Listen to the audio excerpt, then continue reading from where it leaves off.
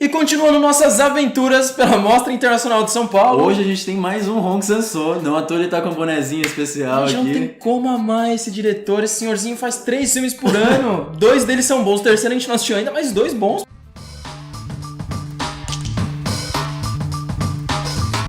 Mas antes de falar desse coreaninho serelepe que faz um monte de filme por ano, vou falar de um filme nacional aí, o Arábia, que ele ganhou vários prêmios no Festival de Brasília e também foi pro Festival de Roterdã. Eu não vou falar muito da sinopse dele, porque vai acabar estragando um pouco da experiência do filme, mas basicamente ele fala sobre as dificuldades da classe operária. Esse filme ele é dividido em 2 partes, né? Ele tem um prólogo e depois ele segue por um outro rumo aí bem interessante. De fato, assim, a quebra que ele faz no prólogo é muito interessante, mas eu confesso que esse prólogo, viu?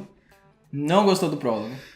Ele tem toda uma estética diferente, tem uma dinâmica um pouco diferente, mas eu acho que ele é longo demais porque ele de fato iria desenvolver logo depois. Eu acho que se ele encurtasse, o efeito seria mais forte. Cara, sabe que eu não achei longo? É assim, já discordei, a gente sempre discorda, né? Na hora a gente discorda.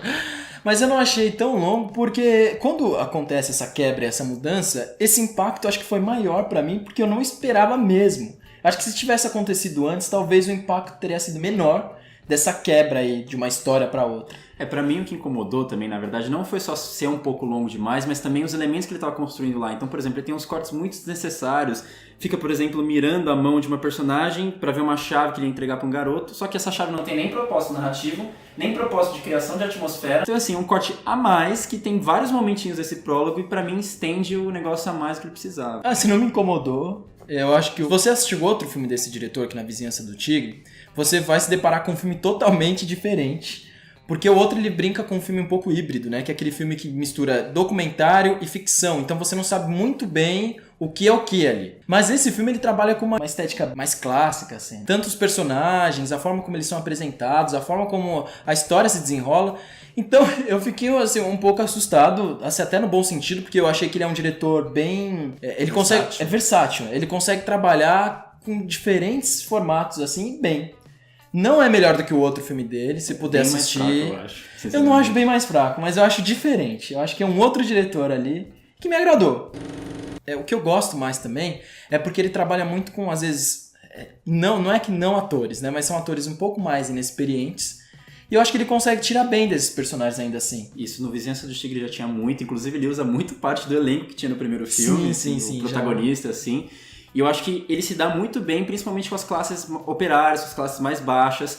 Se vê uma dinâmica muito interessante dos personagens, assim, quando eles estão cantando numa rodinha, sim. Ou quando eles estão contando uma história, às vezes até uma que dá o título do filme. São histórias, assim, muito legais, muito bem contadas. Eu gosto de citar uma que ele consegue criar um diálogo muito interessante de o que é mais difícil de carregar. São um saco de sal, são um saco de telha, são um saco de ração de peixe. Você vai imaginar um negócio, ração de peixe, quando você imaginar, ele consegue tirar a graça disso. Eu acho que assim, essa questão dos não atores funciona muito bem para essa classe mais baixa, classe operária, mas para uma classe média que ele retrata lá, eu acho que assim, o filme tem uma dissonância de atuação muito forte. Isso acontece já desde o prólogo. Então, assim, os personagens, eles fazem um monólogo teatral olhando pra fora da janela. Tem uma cena lá que tem um patrão que ele xinga, solta um xingamento muito fora de hora.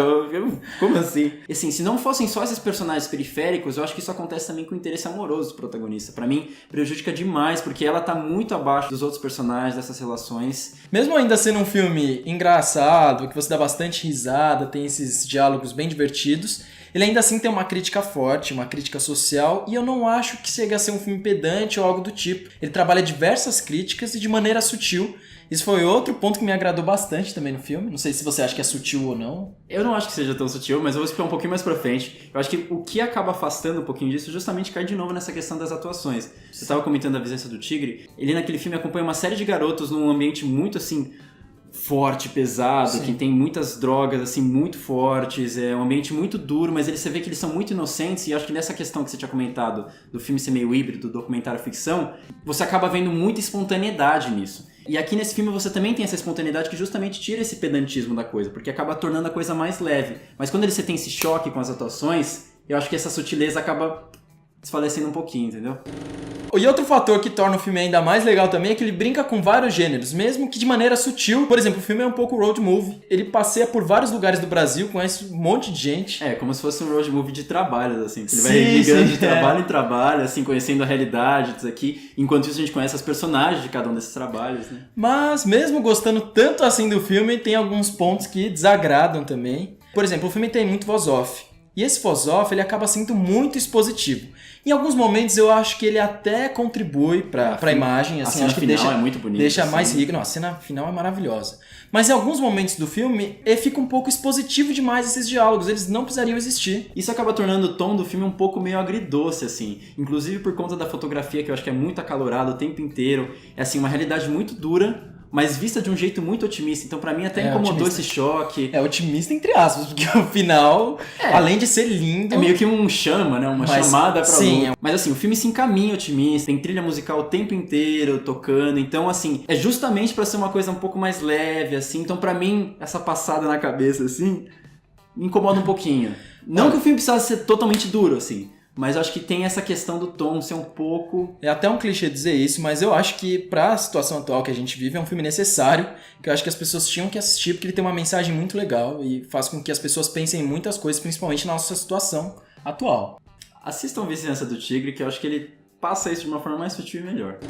Segura mais um pouquinho, ainda não é o Sansou. Não é. Agora é um filme iraniano que chama Sem Data, Sem Assinatura. Ele basicamente conta a história do Narima, que é um médico forense que provoca um acidente de carro a um motociclista e sua família. Na manhã seguinte, ele descobre que o filho desse motociclista está na sala de autópsia e a dúvida que o filme cria é se de fato ele é o responsável pela morte. Bom, o suspense foi maior ainda pra mim, porque o que acontece? Eu cheguei um pouquinho atrasado na sessão, uns 3 minutinhos. Falta de profissionalismo, né? Não, acontece. Quem nunca chegou atrasado? Eu sei. E aí eu perdi a cena inicial do filme. Então eu demorei muito pra descobrir o que tinha acontecido. Eu não sabia muito bem desse acidente. Então eu demorei pra entender qual era o propósito desse médico. E pra mim o filme ficou muito mais legal. Eu acho que se eu tivesse visto esse começo, eu não ia achar o filme tão interessante quanto eu achei. Eu acho que ainda assim o filme ele se desenvolve muito bem. Naquela ideia que a gente comentou lá no Bom Comportamento, de que você tem um elemento assim, ínfimo que acontece, e de repente você vai desdobrando milhares de outras consequências. Claro que aqui é muito mais sutil, né? Porque muito o filme lá dos Safadinhos, ele vai assim, num negócio bem bruto. Aqui é um pouquinho bem diferente. Mais sutil, mas também muito forte. Assim. O epicentro de todos esses conflitos fica centrado no personagem do médico, que ele tem um senso de justiça que eu acho que vai além até. Toma umas medidas bem extremas, né? Eu acho que não sei se alguém na vida real faria isso. Acaba até causando um pouco de distanciamento do filme. Mas ainda assim, não atrapalha, mas até que no final parece que ele deixa de ser justo e ele fica cego, assim. Mas assim, acho que o filme ele não romantiza isso, então ele não acaba criando um personagem super heróico, assim, ele é bastante real, apesar dessa... Sim, agora que você comentou essa coisa do cinema mais seco, assim, essa é uma característica muito forte do cinema iraniano. Dificilmente eles usam trilha musical, eles exploram muito som diegético, né? São personagens muito fortes, exploram muito esses personagens. É assim, só lembrando, som diegético é basicamente o que você escuta junto com os personagens. O som não diegético seria, por exemplo, a trilha musical que a gente escuta de fundo. Então os personagens eles não estão escutando, seria o não diegético. Exato. Mas assim, só lembrando que existe um cinema comercial lá no Irã também, sim. Mas esse não costuma chegar muito no festival, não costuma chegar muito no Ocidente. Mas o que eu queria dizer é o seguinte, eu concordo muito com isso aqui, pra mim essa é a grande força do filme, porque o filme não tem um sequer momento de trilha musical. Todas as coisas que você vê são acentuadas por, às vezes, sons das coisas que estão no ambiente. Então, por exemplo, quando o cara tá indo fazer uma autópsia, você vê o zíper fazendo... Você vê a rodinha do carrinho. Então, a atenção tá nesses pequenos segmentos de som ao redor da vida normal. E é muito interessante que esses sons, eles conversam muito com as interações dos próprios personagens. Então, você falou que os personagens são muito fortes. Sim. É justamente isso, você tá conversando os dois aqui com uma tensão muito forte, você tá escutando um som de moto que acaba... Isso dá muita naturalidade, né, pra Exatamente. Coisa. Porque o que acontece? Muitos filmes usam a música e acaba manipulando muito nossos sentimentos. Então, às vezes, a pessoa acaba até chorando por conta da música tocante, não em si, pela cena, pela atuação dos personagens, pela mise-en-scène. E em contraponto, né, o cinema iraniano ele tem muito disso, né? Ele faz a coisa tudo mais hermética pra contar uma coisa muito ampla, às vezes de um elementozinho muito pequeno, uma coisa muito mais sutil. É um tema tão interessante que a gente pode até fazer um outro vídeo mais pra frente, só sobre cinema iraniano, porque vale muito a pena, é um cinema muito rico. Assim, eu tô explicando tudo isso porque o cinema é audiovisual, né? A gente tava falando do áudio, mas o visual também, os planos deles são muitas vezes estáticos e acontece muita coisa assim. É justamente hermético. Então, por exemplo, vou dar um exemplo. Tem um momento que um dos personagens vai brigar com um cara no frigorífico, ele é expulso de lá e a gente fica num plano de fora, assim, do portão de entrada desse frigorífico, com a porta entreaberta, assim, e você vê ele entrando. Só que o que acontece? A câmera fica mais uns 5, 10 segundos mirando esse portão. Só que com todo o histórico que você já viu, que ele tentou brigar com esse cara anteriormente, você vai falar, putz, o que ele vai fazer lá dentro? Então, simplesmente por ele manter a câmera por mais alguns segundos nesse plano estático, você consegue criar todo um sentido a mais. Então, por isso que esse cinema ele é muito rico. Assim. E cria tensão também. O filme consegue se desenvolver bem, eu não vejo muita barriga nele. E o final é interessante, porque eu sempre volto e falo aqui sobre os diretores que não sabem terminar os filmes às vezes, que o filme ele não precisa ter um final conclusivo. Ele pode ter um final aberto...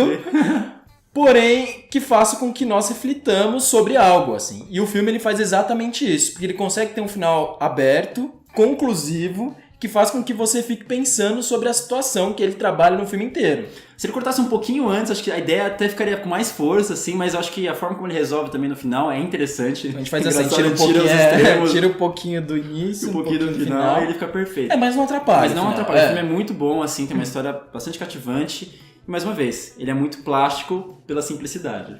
Bom, a gente não sabe se esse filme vai estrear no Brasil depois da mostra, então corre lá, vê os horários, assiste, porque a gente curtiu. Vamos para o Sansô? Bora lá! Bom, o filme conta a história de um escritor, dono de uma pequena editora, que mantém um caso extraconjugal com sua ex-funcionária. Ele vive entre as desconfianças de sua esposa e as cobranças de sua amante. Uma nova funcionária cai de cabeça nesse ambiente conturbado, tomando uns tapas, né? Às vezes até literalmente, né? Não, e essas coisas acontecem porque o protagonista é muito passivão. Sim, demais. Mas mesmo assim, eu acho que o filme é um dos meus favoritos, se não o meu favorito da mostra até agora. Eu acho que ele é muito, muito forte, justamente porque a graça do filme tá nessa reação dele, né? Que essas três mulheres, né, que tem a esposa, a amante e essa nova funcionária ficam rodeando ele e ele não sabe o que fazer. Uma coisa que me surpreende muito é que é o mesmo Sansô, é um filme super coerente com a linha de filmes que ele já cria. Parece que é um filme muito semelhante com todos os outros, mas ainda sempre tem aquele frescor que você dá risada, você se diverte, é tragicômico. Não, só pra exemplificar isso do tragicômico. Imagina ele apresentando a ex-amante para uma possível amante que ele vai ter. É justamente nessa situação, assim, ele vai migrando entre essas personagens, ele só não tem tato pra fazer isso com nenhuma delas. Mistura muito a vida pessoal dele com o trabalho, o profissionalismo assim é zero, e isso acaba criando situações muito cômicas. E justamente por isso, mais uma vez que a gente tinha comentado aqui o primeiro filme lá na Praia Noite Sozinho, nosso primeiríssimo vídeo aqui do canal, uma parte muito importante são os personagens. Não, é porque assim, os personagens, às vezes você tem dó deles, você ama eles, você odeia eles, você ri deles ou ri com eles, às vezes na mesma cena. É impressionante como eles conseguem entregar a naturalidade. E acho que a dinâmica que faz isso dar certo é colocar personagens conflitantes no mesmo espaço, obrigar que eles fiquem juntos e ver a reação deles. Bota a câmera lá, a esposa e marido discutindo com uma pessoa que não tinha nada a ver com isso. Sim. E ver qual que vai ser a reação dela. Cara, tem uma cena que a amante tá discutindo com o chefe, né, que é assim que ele se denomina, o dono da editora. É o chefe, né? Ele é o chefe. Não tem nome, é o chefe. É o chefe. E aí ela começa a chorar muito, assim, eles começam a brigar, mas é uma cena que às vezes você tem dó dela e você quer rir da cena. E é muito bom porque ela chora de verdade, você acredita mesmo. E o mais legal é que a personagem da Min-hee tá lá, parada ali, olhando a situação. Então você não sabe se você fica empático pela situação que os dois estão causando, ou se você fica meio deslocado tentando entender o que tá acontecendo, que nem essa Min-hee. Então assim, é muito engraçado. Um outro ponto importante que a gente falou até no vídeo anterior é sobre improviso. Ao que dá a entender, parece que ele deixa os personagens muito livres, por isso que eles ficam tão naturais, e nesse filme é a mesma coisa. Então se você é ator, ó, assista os filmes do Sansô, que ó, vale muito. Não, sim, é uma aula assim para quem é ator. E para quem não é também, para você que quer ser diretor, para aprender a dirigir os atores, porque eles sabem muito bem. Ou só larga eles lá.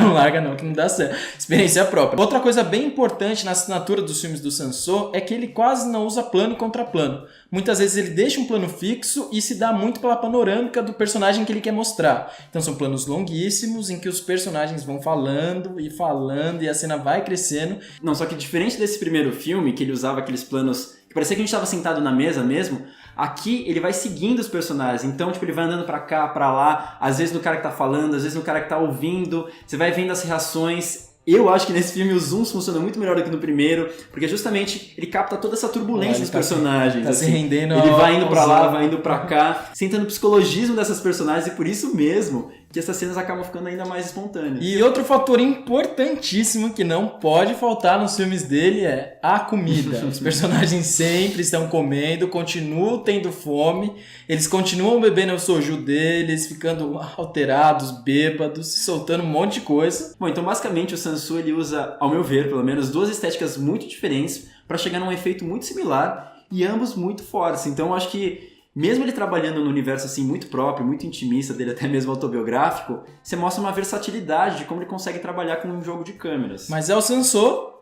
sendo o Sansô. Posso dizer que eu sou fanboy, sou mesmo fanboy dele, admito. Bom, então esse foi mais um vídeo da cobertura, a gente tá lançando um vídeo a cada 2 dias. Beijão então e... Até o próximo vídeo e valeu!